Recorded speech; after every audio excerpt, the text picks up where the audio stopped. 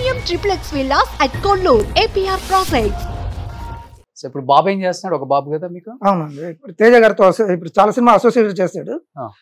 ఇప్పుడు తన story ready చేస్తున్నాడు. ఓకే. సో తెలుగు ఇండస్ట్రీ మిమ్మల్ని ఎంకరేజ్ చేసింది కాబట్టి బాబు కూడా తెలుగులో ఎక్స్పెక్ట్ చేయొచ్చా, లేకపోతే తమిళ? తెలుగు బెస్ట్ అండి.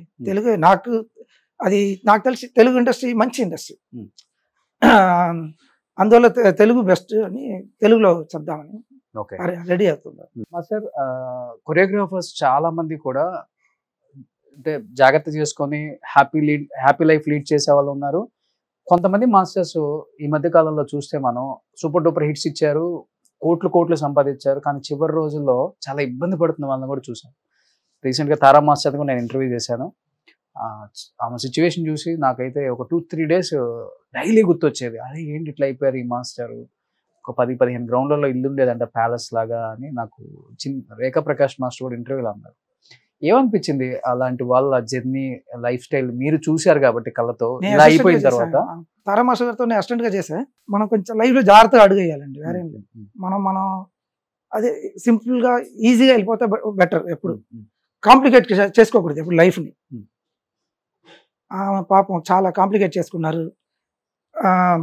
ఏ పని పాట లేని అబ్బాయికి పెళ్లి చేసి పిల్లలు వాళ్ళని కూడా ఈమె అయ్యో పోషిస్తూ అదంతా చాలా కాంప్లికేషన్ పెట్టుకోకూడదు. మనం ప్రేమిస్తే మన బాబు అమ్మాయికి ప్రేమిస్తే అమ్మాయిని ప్రేమ ఇవ్వాలి అంతే. వాళ్ళని పెళ్లి చేసి అది కూడా మనం పోషిస్తూ ఉంటే అది కరెక్ట్ కాదు. ఓకే, వాళ్ళ లైఫ్ వాళ్ళు చూసుకోవాలి. ఓకే. సో ఏం మార్చారంటారు అందరూ? అవును, చాలా మంది. ఆమె చిరంజీవి గారంతా అంత మర్యాద ఇచ్చేవాళ్ళు. అవును, రెస్పెక్ట్ బాగా.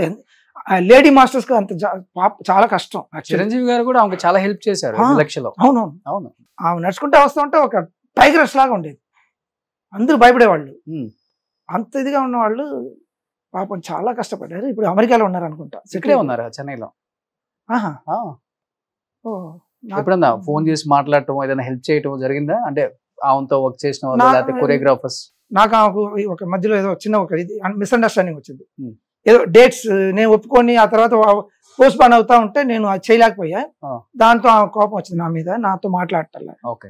సో ఫెరేషియస్ అంటారు మీరు అన్నారు, సెట్ లో వస్తుంటే భయపడతారు. చిరంజీవి గారు లేచి నిలబడతారు. గ్రేట్. అసలు చూసాం సలీం మాస్టర్, సలీం మాస్టర్.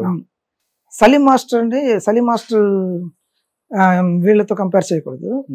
ఆయన కొంచెం రాంగ్ చేయడం, బ్యాడ్ డాన్సర్స్ అంతా ఇల్ ట్రీట్ చేసేవాళ్ళు. అవునా?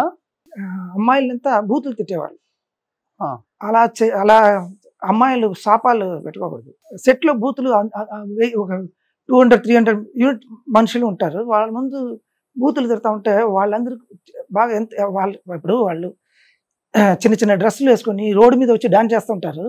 వాళ్ళు అనుకొని ఉంటే ఏదైనా చేసి ఉండొచ్చు, డబ్బుల కోసం అనుకొని ఉంటారు. అవును. ఇప్పుడు కడుపు కోసం పాపం కష్టపడి ఎండలో చిన్న డ్రెస్, ఐస్ గ్లేషియర్లో, మౌంటైన్స్లో చిన్న డ్రెస్సులు వేసుకుని చెప్పులు లేకుండా డాన్స్ చేస్తూ ఉంటారు. ఫెయింట్ అయ్యి పడిపోతూ ఉంటారు. అంత కష్టపడి డాన్స్ చేసేది ఇంట్లో పాపం భోజనం తినడానికి కోసం.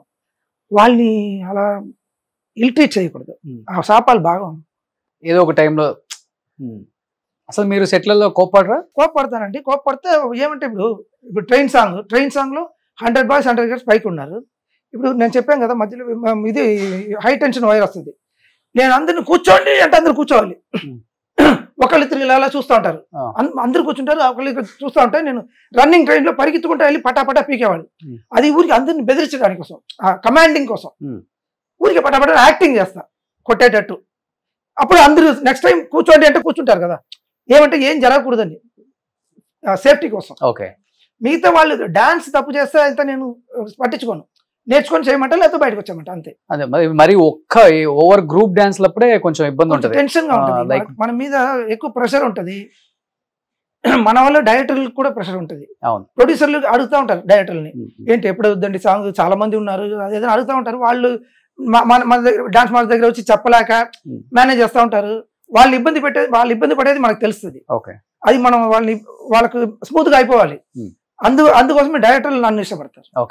వాళ్ళకి ఇబ్బంది లేకుండా తీసుకెళ్ళిపోతాం. మన అంతే కదా సార్ ఎక్స్పీరియన్స్. అంతే.